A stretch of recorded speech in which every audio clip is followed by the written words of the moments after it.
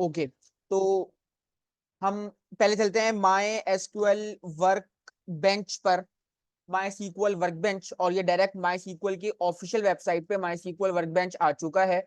Simple है guys, यहाँ पे हम डाउनलोड नाउ पे क्लिक करेंगे और हमारे पास ये बताया गया है कि माई सीक्वल वर्कबेंच है क्या। My SQL workbench is a unified visual tool for database architecture developer and DBS.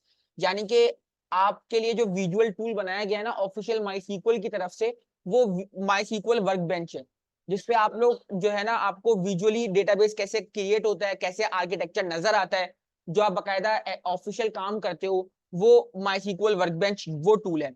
MySQL Workbench provide data modeling, SQL development, comprehensive administration tool for server configuration, user administration, backup and much more. MySQL Workbench is available on Windows, Linux and Mac OS. तो आप लोग जो है ना इसकी तमाम देखेंगे कि develop administrator, visual performance dashboard, data migration, ये बहुत सारी इसकी बहुत बढ़िया जो है ना डॉक्यूमेंटेशन उन्होंने बहुत अच्छी तरीके से डिफाइन की हुई है। लेकिन हम डाउनलोड नाउ पे क्लिक करते हैं और डाउनलोड नाउ पे क्लिक करने के बाद वो यहाँ पे हमें जर्नल अवेलेबिलिटी बता रहा है, और ये माइक्रोसॉफ्ट विंडोज पे हम आके इसको अपने सिस्टम के लिए डाउनलोड कर लेंगे।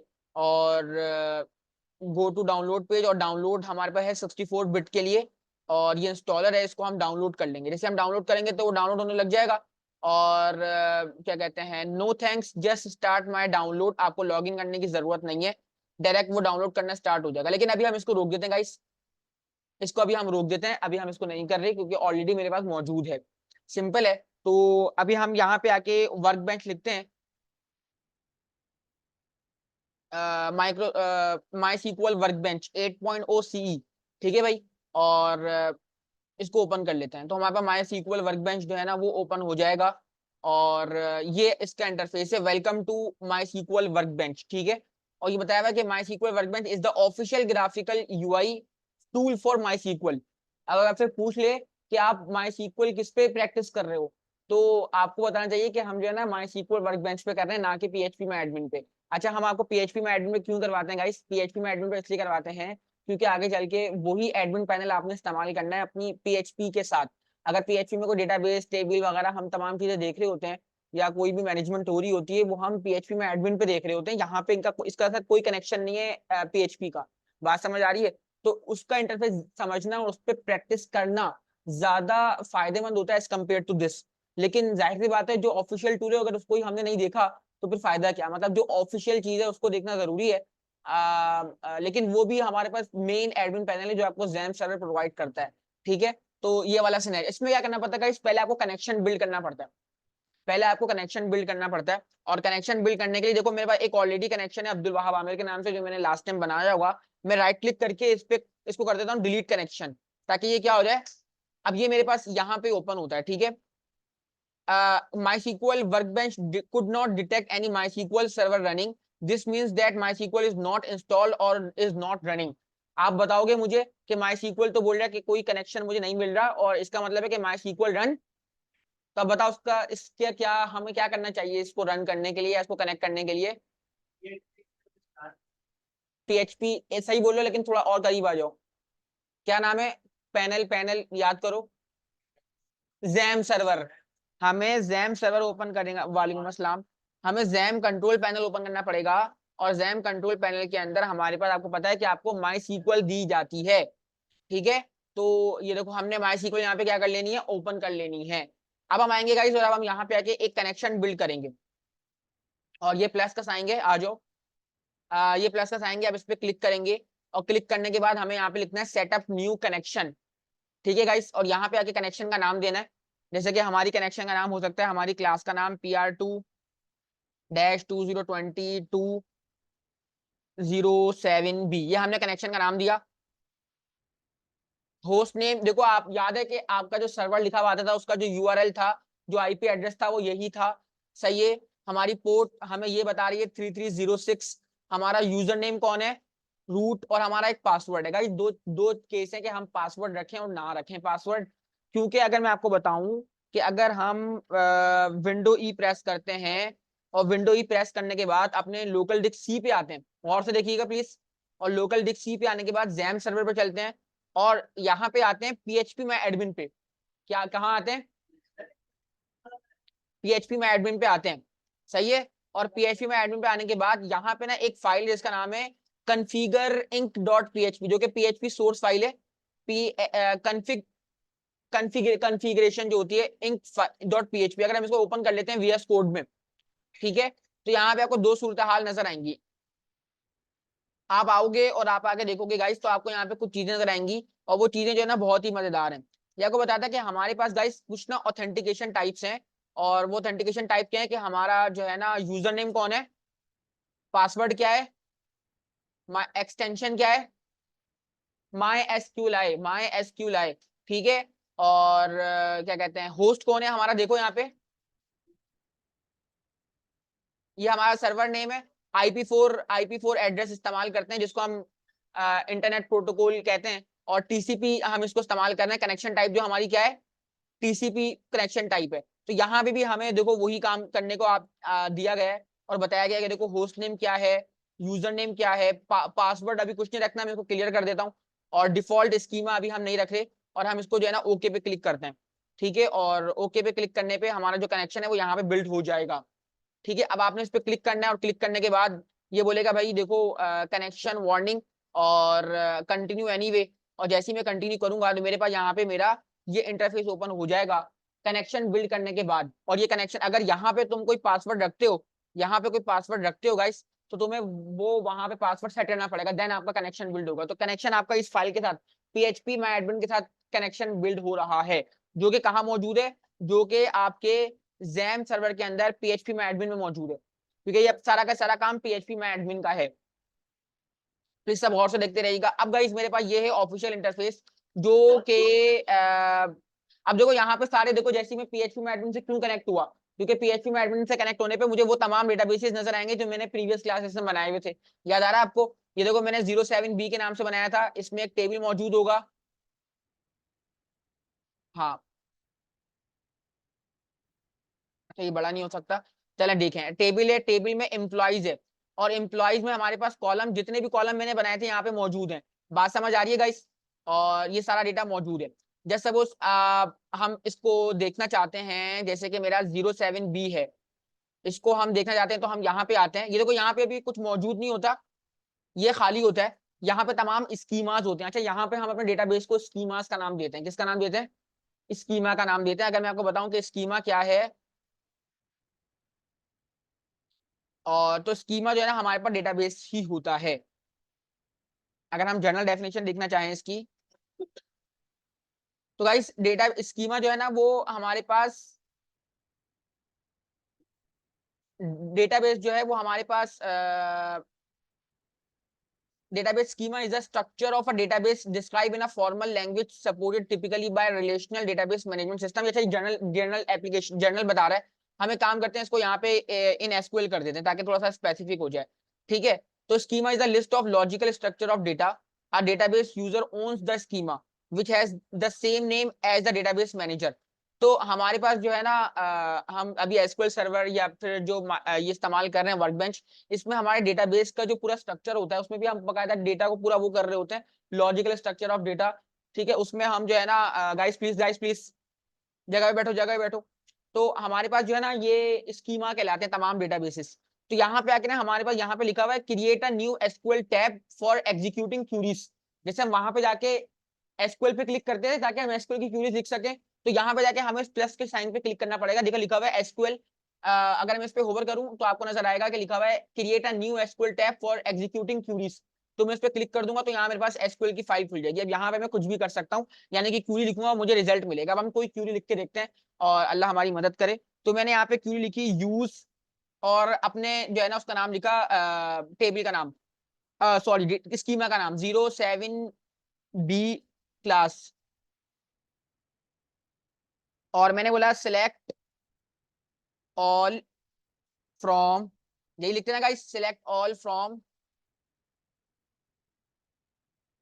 07B क्लास डॉट, डॉट का मतलब होता है कि कनेक्ट करो। 07B मेरा डेटाबेस का नाम है, और डेटाबेस के अंदर कौन मौजूद है, देखो उसने मुझे खुद दे दिया, एम्प्लॉय। टेबल का नाम क्या था? एम्प्लॉय। अभी मैं कुछ नहीं कर रहा, मैं अपनी इसको क्यूरी को बंद कर देता हूँ और मुझे यहाँ पे कहीं ना कहीं रन का लोगो नजर आएगा गाइस, ये बिजली का निशान है लिखा हुआ है। जरा पढ़ना क्या लिखा हुआ है अगर आपको नजर आ रहा है। अभी गायब हो गया। और everything if there is no selection. तो ये सबको देखो ये कितनी अच्छी प्यारी बात कर रहा है गाइस, ऐसी बात करनी चाहिए। वो बोले execute the selected portion of the script और everything if there is no selection. अगर कोई सिलेक्शन नहीं है तो मैं सबको, अगर सिलेक्शन है तो सिर्फ उसी को मैं सिलेक्ट करने की कोशिश करूंगा। तो मैं बिजली के साइन पे क्लिक कर देता हूँ और जैसे ही मैंने बिजली के साइन पे क्लिक किया गाइस, तो आपको कुछ इस तरह से तरकीब से आपको जो है ना आउटपुट नजर आने वाला है। और थोड़ा छोटा सा नजर आ रहा है, हम कुछ कर नहीं सकते। उम्मीद है कि आपको टेबल नजर आ रहा होगा। तो ये तमाम डेटा टेबल मौजूद था, देखो यहाँ नजर आ रहा है ID, name, department, age, salary, देखो सब नजर आ गया यहाँ पे। बात क्लियर हो रही है। अच्छा हमने ना लास्ट टाइम गाइस एक बहुत बड़ा डेटाबेस यहाँ पे रखा था। किस नाम से रखा था? माई कंपनी के नाम से ना। तो मैं काम करता हूँ, क्यों ना पहले माई कंपनी को बुला के देखता हूँ, पता नहीं है या नहीं है। और उसमें बहुत सारे टेबल थे।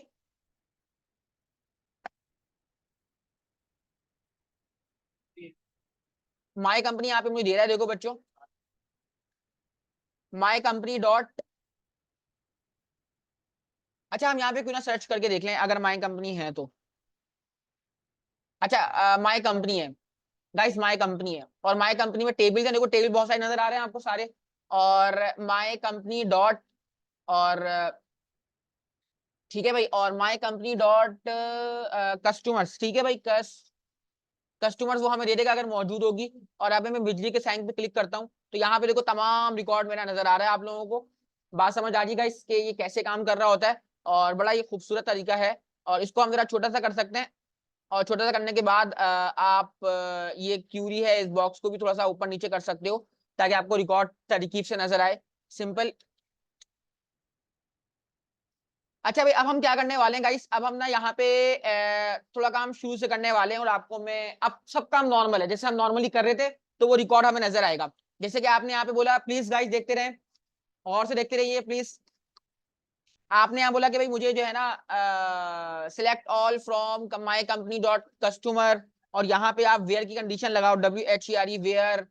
और यहाँ पे आप लगा दो कि कस्टमर नेम, आपको यहाँ पे दे देगा कस्टमर नेम।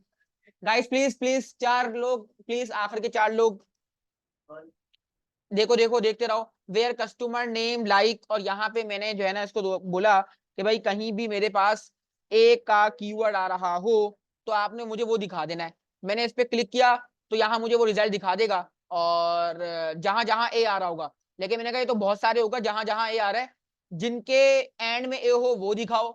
तो इसने मुझे बोला कि भाई देखो यही वो है जिनके एंड में क्या आ रहा है, ए आ रहा है। बात समझ आई? तो देखो मुझे इस तरह ये मेरा रिजल्ट दिखा रहा होगा, हालांकि हमें तमाम चीजें देख ली है। बात क्लियर हो रही गाइस? अच्छा बाकी चीजों को हम बाद में पढ़ेंगे, अभी हम ये नॉर्मल रिजल्ट ग्रिड है इसको हम देख रहे होते हैं। अच्छा इसको ना थोड़ा बड़ा करने का कहीं ना कहीं वो है, मैं आपको दिखाता हूँ कि एटलीस्ट हम इसको इतना बड़ा कर लें कि आप लोगों को अच्छी तरीके से नजर आ जाए। लेकिन खैर है कि अभी मुझे यहाँ पे ये चीज नजर नहीं आ रही। चलो खैर है, चलो ठीक है। अच्छा अब मैं क्या करने वाला हूँ गाइस, मैं आपको कुछ बताने वाला हूँ कॉन्स्ट्रेंट्स के बारे में। प्लीज जरा गौर से देखिएगा, सब बिल्कुल फोकस से देखिएगा। ठीक है ठीक है ठीक है ठीक है, देखते रहो देखते रहो देखते रहो। फोकस रखो अपनी स्क्रीन पे, स्क्रीन पे फोकस रखो, स्क्रीन पे फोकस रखो। तमाम चीजें आर्जी हैं अभी 2 मिनट के लिए, स्क्रीन पे फोकस रखो गाइस। यहाँ पे मैं आपको माइस्क्ल कॉन्स्टेंट्स के बारे में बताना चाहता हूँ कि ये क्या है। और कॉन्स्टेंट्स का उर्दू में मतलब क्या होता है मुझे बताओ। कॉन्स्टेंट्स का कभी किसी से बोला भाई मेरे ऊपर कोई कंडीशन मत लगाओ, कोई कॉन्स्टेंट्स मत लगाओ, रुकावट, कंडीशन। कॉन्स्टेंट्स का मतलब होता है रुकावट, ठीक है ना, पाबंदी जिसको हम बोल सकते हैं। हम्म, हाँ रुकावट है ना। तो एसक्यूएल, हाँ अच्छा बिल्कुल, और जाहिर सी बात है अगर आप इसको आम अल्फाजों में देखो तो आप पे कुछ रूल्स की आयद किए जाते हैं, जिसको आप बोलते हो कि वो रुकावट है या वो कंडीशन लगाई जा रही है कि रात में बाहर नहीं जाना। ये एक रूल है ना, जो भाई रात में बाहर नहीं निकलना आपने। लेकिन आप इसको अपने ऊपर क्या ले रहे हो कि ये जो है ना मेरे ऊपर एक कांस्टेंट है।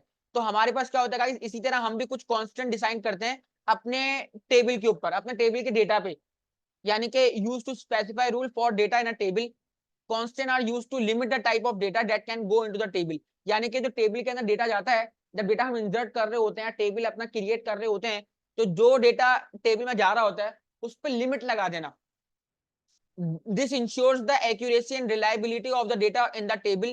If there is any violation between the constant and the data action, the action is aborted. यानी कि जब हम डेटा फिल कर रहे होंगे, टेबल बना रहे होंगे, तो ये नहीं कि हम जो है ना अपनी मर्जी से कोई भी कुछ भी करके कोई भी रिकॉर्ड ऐड करवा दें और वो टेबल में ऐड हो जाए, टेबल क्रिएट करवा दें, वो टेबल क्रिएट हो जाए जिस भी नाम से, जैसे भी नाम से, कोई रूल्स रेगुलेशंस ना हो। तो जब भी हम कांस्टेंट्स की बात कर रहे होते हैं,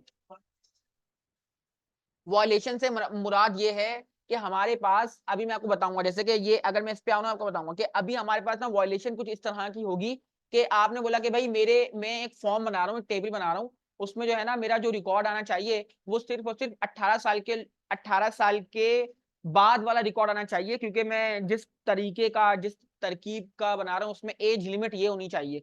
अब हमने क्योंकि ओपन कर दिया, डेटाबेस बनाया, अभी तक तो कोई कंडीशन हमने लगाई नहीं, सभी आके अपना रिकॉर्ड ऐड करेंगे, ठीक है। अब मेरे पास ना वॉयलेशन क्या होगी कि हर कोई आ रहा होगा, अगर मैंने कंडीशन लगाई हुई होगी कांस्टेंट होगा, तो वही जो 18 के बिलो होगा उसका रिकॉर्ड ऐड ही नहीं होगा, इंसर्ट ही नहीं होगा, ठीक है, वो गेट ही नहीं करेगा, और ये वाली एक कांस्टेंट है, ठीक है। अच्छा भाई, अब मैंने बोला भाई कोई चीजें जो कि नल नहीं होनी चाहिए, कोई रिकॉर्ड है, आपने फॉर्म इतनी जल्दी से भरा और वो चीज रह गई और आपने ऐड कर दिया, अब वो ऐड करने के बाद आप देखोगे कि आपका जो डेटाबेस का वो कॉलम है, वो सेल है, वो क्या होगा, नल होगा। लेकिन वो नल नहीं होना चाहिए, आपका फोन नंबर है, नल नहीं होना चाहिए, आपका एज नल नहीं होनी चाहिए, है ना। अगर हमने उसको, तो यहाँ पे हम बताएंगे कि भाई वो नॉट नल, यानी कि वो चीज नल नहीं करो। यूनिक, कोई चीज आईडी आपकी यूनिक होती है, ठीक है, आपका जो फोन नंबर है वो क्या होना चाहिए, यूनिक होना चाहिए। और ऐसी कौन सी चीजें जो आपकी यूनिक होती हैं आपके डेटा के अंदर, सपोज करो आपका फोन नंबर और आपकी ईमेल, आपका नेम, नहीं नेम तो हो सकते हैं दो बंदे, है ना, और एनआईसी नंबर आपका यूनिक होना चाहिए। बात समझ आ रही है? अब नहीं बनाना तो आपका बेफॉर्म होगा ना, ठीक है। तो कुछ चीजें जो है वो यूनिक होती हैं, तो हमें उनको स्पेसिफाई करना पड़ेगा, भाई ये यूनिक फीचर्स हैं। और चेक का वही आगे दो चेक मैंने आपको बताया कि अगर कोई रिकॉर्ड 18 से बिलो का डालना है, 18 से अबव का डालना है, या आपको कोई चीज मेंशन करनी है कि भाई हमारे पास जो है ना, अगर मैं जैसे सपोज मैंने कोई फॉर्म फिल करवाया और सिर्फ कराची के लिए करवाया, लेकिन मेरा फॉर्म जो है ना वो ग्लोबल चला गया, और कोई लाहौर का भी कर रहा है, कोई पंजाब का भी कर रहा है, कोई यहाँ का भी कर रहा है, तो जाहिर सी बात है उस पर मैं चेक लगा दूंगा कि भाई जो मेरे पास कंट्री का, जो मेरे पास सिटी है, वो लाजमी तौर पे क्या होना चाहिए, अगर कराची का कोई लाभ आएगा तो वो उसको फिल ही इंसर्ट ही ना करे। तो ये हमारे पास सिंपल है, प्राइमरी की फॉरेन की बहुत इंपॉर्टेंट है। तो इस हमारे पास ना ये देखो रिकॉर्ड है, 1 मिनट के लिए जरा इसको गौर से पढ़ो क्या लिखा हुआ है स्क्रीन पे, एक एक करके पढ़ो गाइस, प्लीज पढ़ो।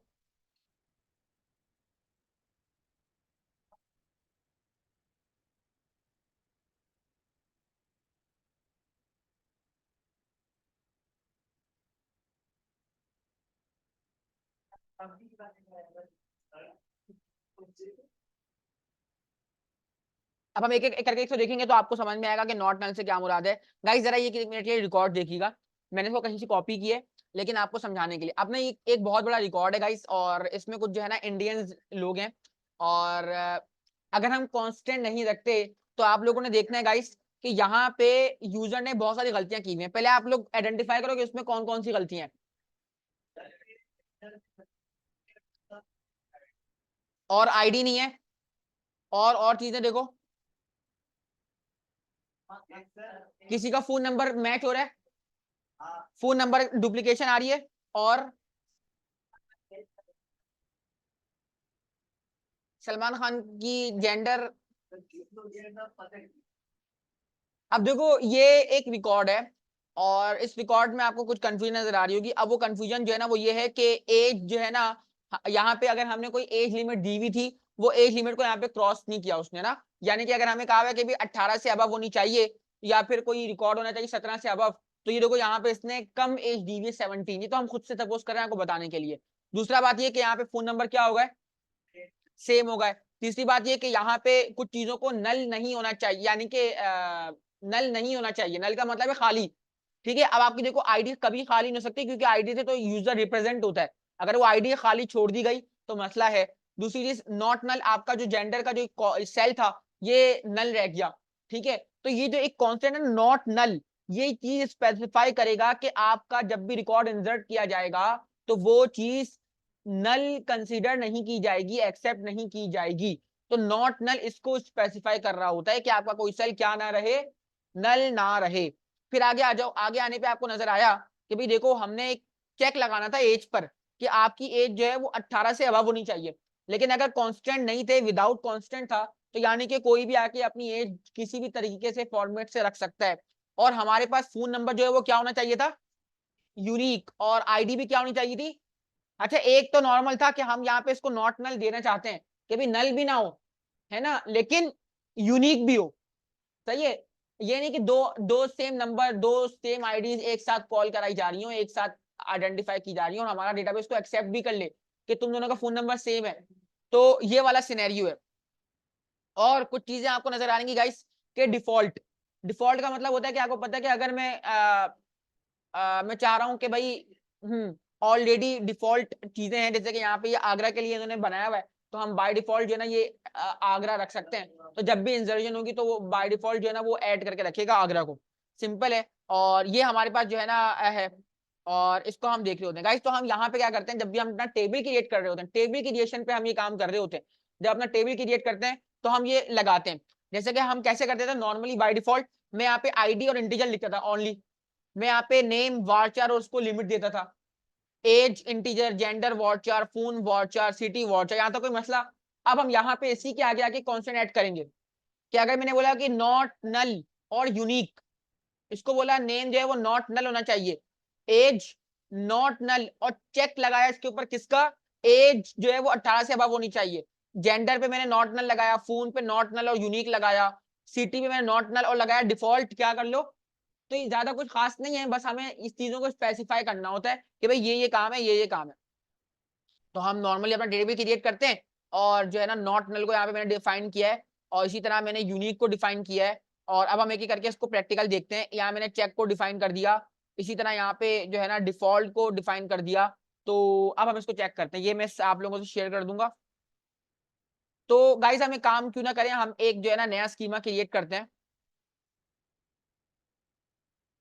और उसमें ना एक टेबल क्रिएट करते हैं।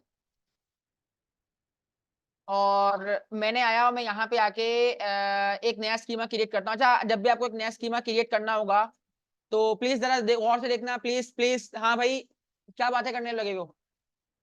नहीं नहीं नहीं नहीं, वो छोड़ दो, वो काम बेकार काम है सबसे, जिंदगी का सबसे बेकार काम है जो तुम कर रहे हो।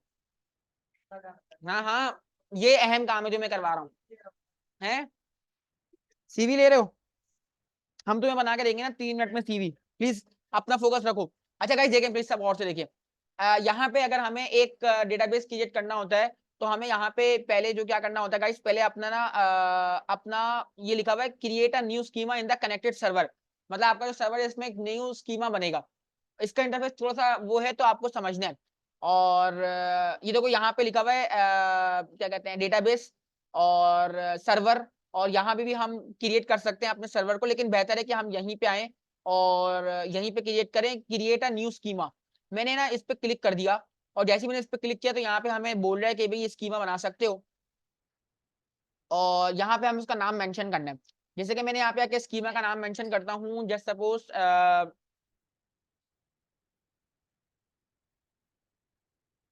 इसका नाम हम कुछ ऐसा देते हैं कि हाँ CONST कॉन्स्ट TBL, ठीक है भाई, यानी कि कांस्टेंट टेबल। CONST कॉन्स्ट यानी कि कॉन्स्टेंट्स, और TBL टेबल बनाते हैं। और अच्छा ये हमारे पास जो है ना एक स्कीमा है, तो यहाँ पे हम इसको नाम देते हैं DB। जब टेबल बनाएंगे तो उसको TBL देंगे, ठीक है। ये देखो ये स्कीमा है, स्कीमा का मतलब है डेटाबेस, तो मैंने इसको DB का नाम दे दिया और मैंने इस पे अप्लाई किया। नीचे देखो, नीचे देखो अप्लाई करने का बटन है, अप्लाई करोगे तो देखो यहाँ पे बता रही है review the SQL script to be applied on the database. Simple है। और क्रिएट स्कीमा कनेक्ट, ये ऐसे बना देते और हम अप्लाई कर देते हैं। तो अप्लाई करने में मेरे पास ये ना ये बन जाएगा। और अगर आप यहाँ पे आके सर्च करो उसको CONST कॉन्स्ट, तो यहाँ पे आपको नजर आ गया, देखो ये नजर आ चुका है। और इसमें देखो टेबल पे, देखो टेबल पे कुछ नजर नहीं है क्योंकि टेबल तो अभी बना हुए नहीं है। ठीक है, तो अब मैं क्या करूंगा, मैं इसको पकड़ूंगा और मैं जो है ना एक इसको ही बंद करने के बाद बेहतर है डू नॉट सेव, मैं आ जाऊंगा और एक न्यू एसक्यूएल स्क्रिप्ट ओपन कर लूंगा सिंपल। और उसमें बोलूंगा भाई ये काम करें, आप जो है ना यूज करें किसको, CONST कॉन्स्ट TBL को। ठीक है भाई, यही है ना। और इसमें आप करें क्रिएट, CREAT क्रिएट, अच्छा हाँ DB था। और यहाँ पे आके हम करेंगे create, CREATE create, TABLE table, table का नाम हमने यहाँ पे दिया CONST कॉन्स्ट TBL, सिंपल है। और इसके अंदर आके देखो टेबल मैं दोबारा से क्रिएट करवा रहा हूँ जी, हाँ कांस्टेबल कहते हैं। तो अच्छा देखो इसके अंदर आ गए हम, और इसके अंदर आने के बाद अब हम जो है ना अपना काम करना शुरू करेंगे। मैं आपको स्टार्टिंग से सिखा रहा हूँ, इसलिए अच्छी तरह सीखना। क्रिएट टेबल, टेबल का नाम, और इस राउंड ब्रैकेट के अंदर हम आ गए। ठीक है हसन अहमद, क्या देख लो नीचे, क्या है नीचे, कोई चीज छुप तो नहीं गई है? वाईफाई ठीक कर रहे थे, चलो ठीक है।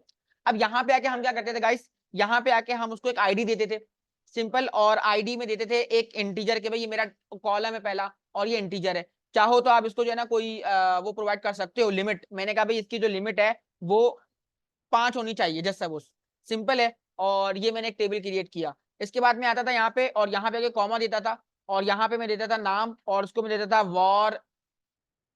CHER वॉर 4, और यहाँ पे मैं उसको लिमिट दे देता कि अभी मेरा नाम जो है वो 20 करेक्टर का होना चाहिए, जस्ट सपोज। ये बात आपको क्लियर हो रही है? अच्छा अगर मैं नहीं दूंगा तो यहाँ मुझे एक एरर देगा, और ये मुझे एरर दिखा रहा है, name is not valid at this position expecting, हाँ।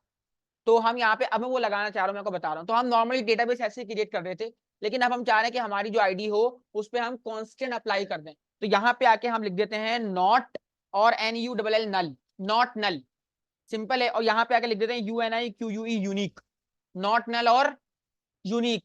ठीक है, मेरे नाम क्या क्या मैंने लिख दिया, not NULL null, not null, की भी मेरा नाम जो है नॉट नल होना चाहिए, यानी कि नल अगर वो नल डेटा दे तो उसको नल कंसीडर नहीं करना। बात समझ आ रही है? तो नॉट नल और यूनिक दो हो गए। और कौन सा था एक दफा हम चेक कर लेते हैं। ठीक है, अब देखने यहाँ पे एक तो नॉट नल था और एक यूनिक था, एक चेक है हमारे पास, डिफॉल्ट है हमारे पास। पहले एक दफा करते हैं, कोई इसको चला के चेक करते हैं, इसको चला के चेक करते हैं। देखो ये बिजली का साइन नजर आ रहा है आपको जी, बोले एक साथ चला दूं, चलो कर देते हैं एज। और मैंने कहा एज, एज जो है वो मेरी इंटीजर में होनी चाहिए, और मैंने इसको यहाँ पे 50 कर दिया। और एज को मैंने करने के बाद मैंने यहाँ बोला कि इसमें आपने CHEC के चेक करना है, और चेक ये करना है, प्लीज हसन अहमद बातें नहीं करो, जो एज है वो बड़ी होनी चाहिए 18 से।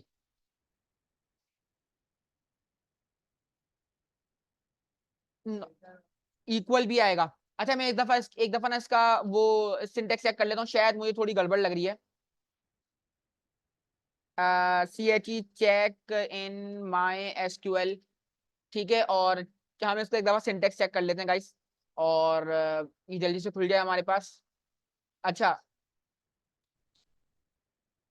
अब जैसे हमने यहाँ पे देखो ऊपर डिफाइन कर दिया एज इंटीजर, तो हम नीचे भी डिफाइन कर सकते हैं, जैसे इसने बोला हुआ check age greater than equal to 18 bracket के अंदर। तो हमने भी कुछ ऐसी किया है। तो यहाँ पे ये कुछ पर्टिकुलर हमें एरर प्रोवाइड कर रहा है, चेक, चेक, ठीक है एक, ओ, तो इंटीजर को हम कोई लेंथ प्रोवाइड नहीं करते। और एक काम करते हैं, इसको नेक्स्ट लाइन में ही हम डिफाइन करते हैं, लेकिन ना इसमें कोई एरर आ रहा है।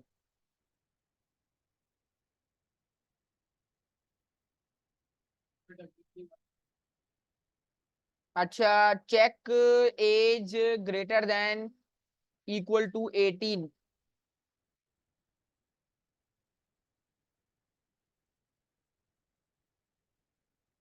अच्छा सॉरी, मैंने ना वो गलती कोई नहीं थी, मैंने यहाँ पे लगाया हुआ था, जो कि अभी नहीं लगना चाहिए, टर्मिनेटर यहाँ नहीं लगना चाहिए, यहाँ टर्मिनेटर नहीं लगना चाहिए। अच्छा कभी कभार हम ऐसी गलती कर रहे होते हैं गाइस जो कि हमें सामने होती है लेकिन नजर नहीं आती, क्योंकि इसमें कोई एरर तो है ही नहीं। और अच्छा मैं आपको ये बताना चाह रहा था कि हम अगर इसको यहीं पे डायरेक्ट डिफाइन करें तो कोई मसला नहीं है, मतलब इसके आगे हम डिफाइन कर सकते हैं, ये इसी का पैरामीटर है। नीचे भी डिफाइन कर सकते हैं, लेकिन इसके आगे भी डिफाइन कर सकते हैं। जैसे कि ये यूनिक है ना, ये देखो मैंने कहा भाई मैं यूनिक यहाँ पे डिफाइन करना नहीं चाह रहा, ठीक है, मैं नीचे आऊंगा और नीचे आके मैं लिखूंगा यूनिक, और इसके आगे किसको यूनिक बनाना है, मैंने आईडी को यूनिक बनाया तो मैं ऐसे भी आईडी को यूनिक बना सकता हूँ। बात समझ आ रही है? या तो मैं ऊपर यहीं पे डिफाइन कर दूं, या मैं नीचे आके बोलूं भाई यूनिक किसको लेकिन अब स्पेसिफाई करना पड़ेगा, ऊपर तो देगा ना कि भाई देखो ये इधर ही है, ये इधर ही, तो इसका मतलब है इसका होगा। लेकिन अगर मैं आके यूनिक लिखूं नीचे, तो मुझे बताना पड़ेगा भाई यूनिक कौन, तो फिर बताना पड़ेगा ब्रैकेट में आईडी। इसी तरह चेक, चेक के आगे एज 18। अब हम चला के देखते हैं, बिजली के साइन पे क्लिक करते हैं, ठीक है, अल्लाह करे कोई गलती ना आए। और अगर हमारा सही चल जाता है गाइस, तो यहाँ पे आपको एक ग्रीन कलर का साइन नजर आता है और लिखा हुआ है क्रिएट टेबल, ये पूरा चल चुका है, और लिखा हुआ है 0 रोज अफेक्टेड, और यहाँ पे इतना इतना टाइम लिया, वही चीज जो हम वहां पे देख रहे थे ना, ये हमें ग्रीन, वरना अगर हमें कोई गलती करते ना तो यहाँ पे रेड कलर का साइन आ जाता, और हम उसको भी करके चेक कर लेंगे अगर हम कोई गलती करेंगे। तो अब अगर हम इसको एक दफा रिफ्रेश करें, और रिफ्रेश करने के लिए हमें ना यहाँ पे छोटा सा वो दिया हुआ है, तो हम इसको रिफ्रेश करते हैं तो आपको यहाँ पे रिफ्रेश हो जाएगा। और रिफ्रेश करने पे देखो आपको टेबल के साथ अब क्या नजर आ गया, एक ड्रॉप डाउन लिस्ट जो कि पहले नजर, और यहाँ पे जब इस पे क्लिक करेंगे, इस पे क्लिक करेंगे, और देखो यहाँ पर तुम्हारा कॉलम आ गया, कॉलम पे क्लिक किया तो यहाँ पे देखो तमाम चीजें बन चुकी हैं। और हम क्यों ना इसको चेक करें। अच्छा एक कमांड थी मेरे माइंड से निकल गई यार, बड़ी बड़ी बढ़िया कमांड थी, कैसे दिमाग से निकल सकती है। अगर हमें ना स्कीमा देखना हो अपने उसका ना, how to see DBSTRUC structure in my SQL database structure ना, उसकी बड़ी अच्छी अच्छी क्यूरी थी यार, डीबी करके कुछ थी, और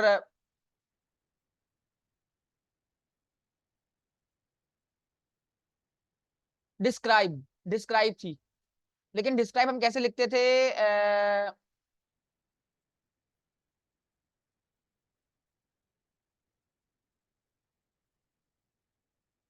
डिस्क्राइब करूं टेबल का नाम, चलो चेक करते हैं।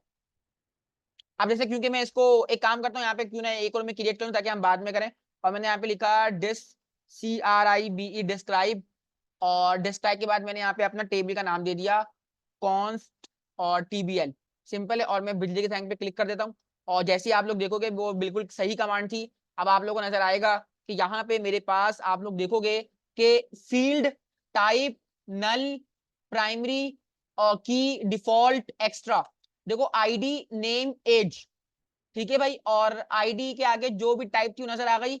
नल का मतलब था देखो, जो मैंने स्पेसिफाई किया उसके आगे क्या लग गया, नो लग गया, नो नल, नो नल। लेकिन जो मैंने स्पेसिफाई नहीं किया उसके आगे क्या लगा हुआ है, इसका मतलब है कि ये नल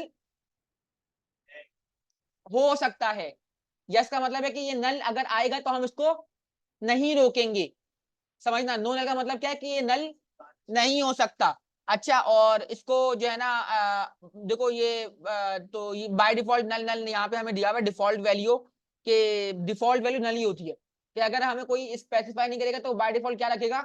तो यहाँ पे हम अगर कोई डिफॉल्ट दिखा दे तो यहाँ पे नजर आता, ठीक है भाई। तो ये वाला सिनेरियो है। अब हम इसमें क्या करते हैं, इंसर्जन करके देखते हैं कि अगर हम कोई गलत इंसर्जन करते हैं तो वो हमें क्या देगा। यानी कि मैंने यहाँ पे नल तो कंसिडर कर दिया कि नल नहीं होना चाहिए, लेकिन अगर मैं कोई नल कंसिडर करके इसमें यहाँ पे इंसर्ट करूँ तो हमें क्या रिकॉर्ड देगा, ताकि पता चला कि कंडीशन इंप्लीमेंट हुई है।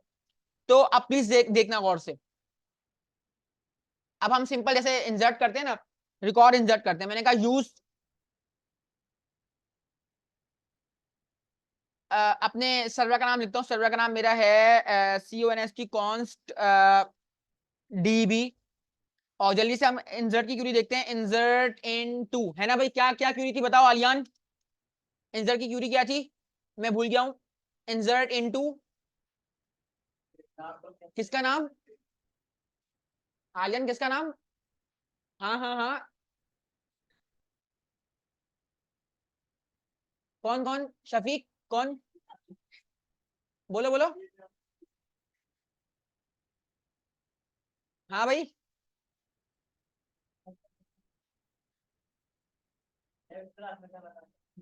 हाँ टेबल का नाम इंसर्ट इनटू, हाँ good, cons TBL, insert into cons TBL। फिर हम क्या करते थे गाइस, वैल्यूज क्या देते थे, values insert into cons table और देते थे VALUES वैल्यूज, और वैल्यूज में आके क्या हमने टेबल का नाम गलत लिखा है, और वैल्यूज में आके हम यहाँ पे वैल्यूज देते थे, और वैल्यूज हम उसी तरह देंगे जिस तरह हमने यहाँ पे बताई हुई है कि मैंने यहाँ पे पहले दिया इसको पहला रिकॉर्ड, दूसरा मैंने इसको नाम दिया वारचार अब्दुल वहाब, और देन मैंने इसको एज दिया जो कि मैंने अभी इसको पहला रिकॉर्ड में सही मेंटेन करता हूँ, मैंने इसको 19 दे दिया। ठीक है भाई, अब यहाँ पे ये कोई एरर नहीं दे रहा, कोई मसला, ऐसे ही रिकॉर्ड ऐड करते थे सिंपल। और मैं यहाँ पे बिजली के सैंक पे क्लिक कर देता हूँ, तो अगर मैं चेक करूँ गाइस तो यहाँ पे मुझे ना ग्रीन कलर का वो मिलना चाहिए, देखो ये मिल गया, तो सबसे आखिर में चल रहा है। ठीक है, और हम एक काम करते हैं, इसमें सबसे अच्छी बात पता क्या है गाइस, कि आप जो है ना एक नए टैब में अपनी नई एसक्यू की क्वेरी खोल सकते हो, तो आपका जो प्रीवियस वाला वर्क है वो अपनी जगह पे रहेगा, और नया काम आप यहाँ पे चेक कर सकते हो। तो मैं काम करता हूँ यहाँ पे ना मैं सिलेक्ट कर लेता हूँ, किसको सिलेक्ट कर लेता हूँ, सिलेक्ट ऑल फ्रॉम टीबी, नहीं नहीं, अपने टेबल का नाम कॉन्स TBL, क्योंकि टेबल में से मैंने सेलेक्ट करना है ना, रिकॉर्ड जो है वो टेबल में मौजूद होता है। तो यहाँ पे आप लोग देखोगे कि यहाँ पे आपको 1 अब्दुल वहाब और 19 रिकॉर्ड मिल गया, यानी कि रिकॉर्ड मेरा सक्सेसफुली क्या हो गया, इंसर्ट हो गया क्यूरी से। अब मैं यहाँ पे आऊंगा और यहाँ पे आके मैं कुछ करना चाहूंगा जो कि गलत होगा, सही है। अब मैं यहाँ पे आऊंगा और यहाँ पे आके मैंने कुछ गलत करना चाहा, और मैंने यहाँ पे आके अपना रिकॉर्ड, मैंने यहाँ पे आके सिर्फ 2 रिकॉर्ड दिए, अब्दुल वहाब और 19। चलो मैं यहाँ पे नाम चेंज करूंगा, जाहिर सी बात है, जैसे कि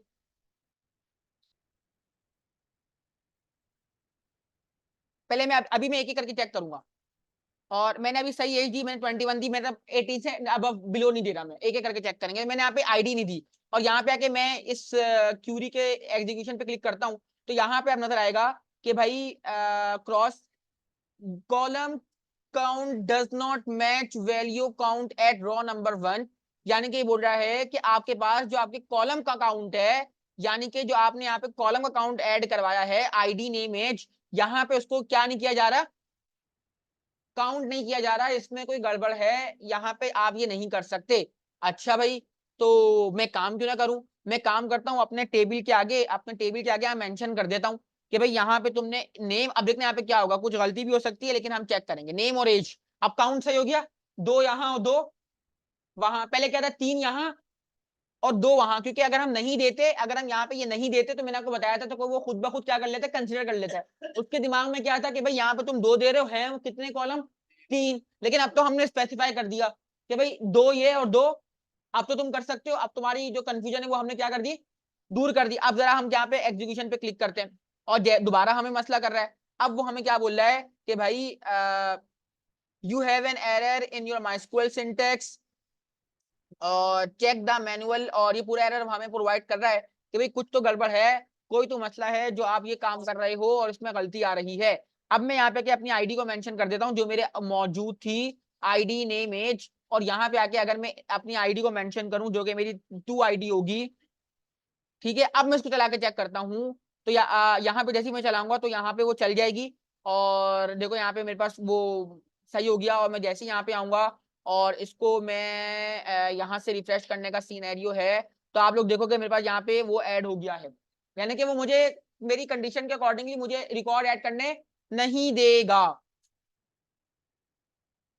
जस्ट सपोज मैं यहाँ पे आऊं, और यहाँ पे आने के बाद मैंने इसको NULL नल कंसीडर किया, और नल कंसीडर करने के बाद मैंने कहा भाई तुम इसको नल रखो, ठीक है भाई, नल रखो, और मैंने यहाँ पे क्यूरी पे क्लिक कर दिया, तो आप लोग देखोगे ये नहीं जाएगा, column name can not be null. बताओ क्यों, क्योंकि हमने बोला हुआ है कि ये कांस्टेंट है कि नल नहीं हो सकता। बात समझ आ रही है, तो इस तरह इसकी प्रोटेक्शन करेगा कि अगर हम नल वैल्यू दें, क्योंकि नल खुद एक डेटा टाइप है, हम नल डायरेक्ट दे सकते हैं कि भाई ये इंटेंशनली किसी को नल, इंटेंशनली किसी को नल कंसीडर करवाना है ना, तो आप यहाँ पर डायरेक्टली नल दे सकते हो, तो हम नहीं करेगा। अच्छा भाई चलो ठीक है, तुम इसको नल नहीं कर रहे, इसको हम प्रॉपर नाम दे देते हैं।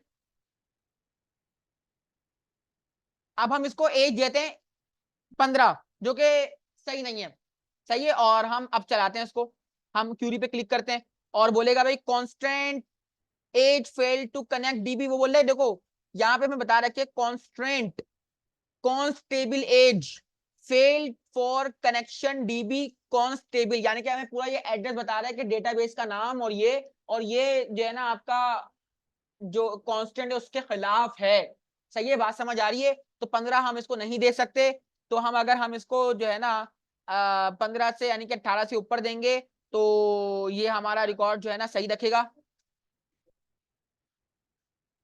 देख लेते हैं। वैसे 18.5 एज होती नहीं है ना, एज डिफॉल्ट में होती है, लेकिन हम फिर भी चेक कर लेते हैं। और ये इंसर्ट हो चुका है। अब हम दोबारा क्यूरी चला के चेक करते हैं, और देखो इसने यहाँ पे 19 कंसीडर किए भाई, वो बहुत ऊपर की चीज है, तेज है ना भाई। हम्म, क्या करूं? 17.5, अच्छा वो लग रहा है इसका इसका वो ले रहा है, क्या कहते हैं उसको, क्या करूं? 17.5 ठीक है।